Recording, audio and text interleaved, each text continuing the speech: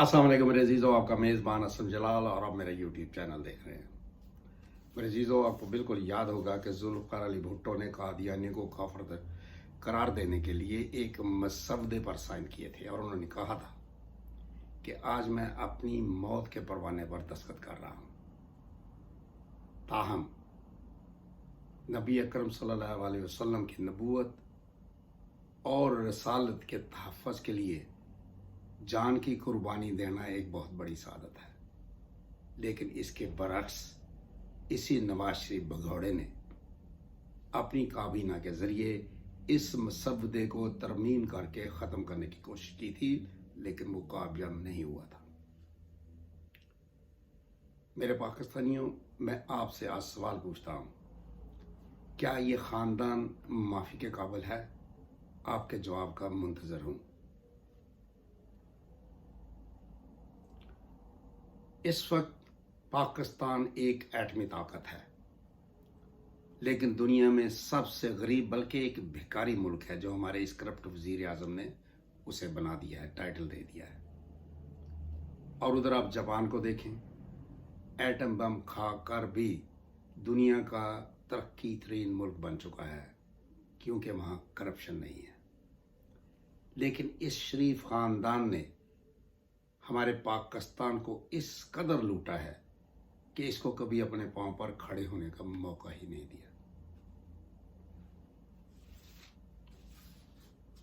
और अब एक बड़ी तशवीशनाक बात यह है कि ये नैब के जो मुल्ज़मान हैं वही नैब के कानून में तरमीम करने जा रहे हैं, बल्कि इन्होंने कर दी है।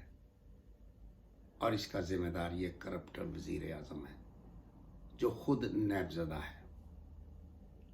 क्या ये तशवीशनाक बात नहीं है?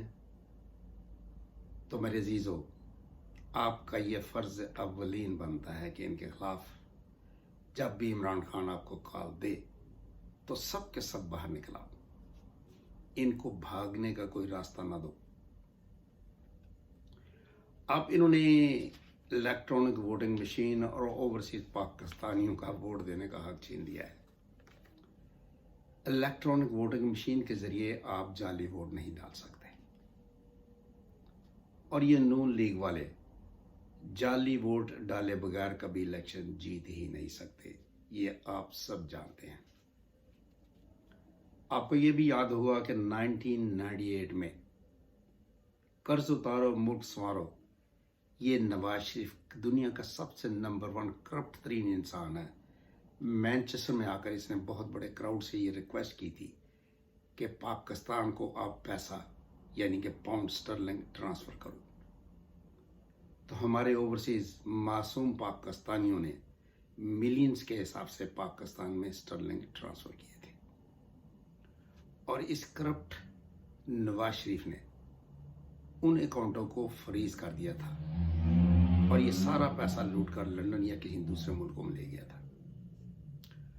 और उसके बाद तकरीबन 2 साल तक हमारे ओवरसीज पाकिस्तानियों को ये जो पैसा ट्रांसफ़र किया हुआ था इन्होंने फ्रीज कर दिया था, और 2 साल बाद जब उसको रिलीज़ किया गया तो तकरीबन 40 से 50% तक करेंसी की वैल्यू कम हो चुकी थी।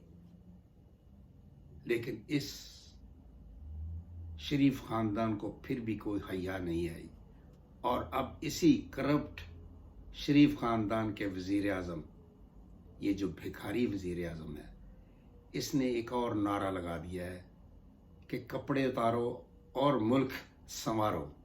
लेकिन करप्ट वज़ीर आज़म साहब, आप एक ज़हनी मरीज़ हैं। अब पाकिस्तानी आपके किसी चंगल में नहीं आने वाले, और इंशाअल्लाह आपका एहतसाब भी होगा। हमारी पाकिस्तानी कौम सिर्फ इमरान खान की कॉल का इंतज़ार कर रही है, और फिर आपको कहीं भागने का कोई मौका नहीं दिया जाएगा। इजाज़त चाहता हूँ। अल्लाह आप सब करने के बहान हो।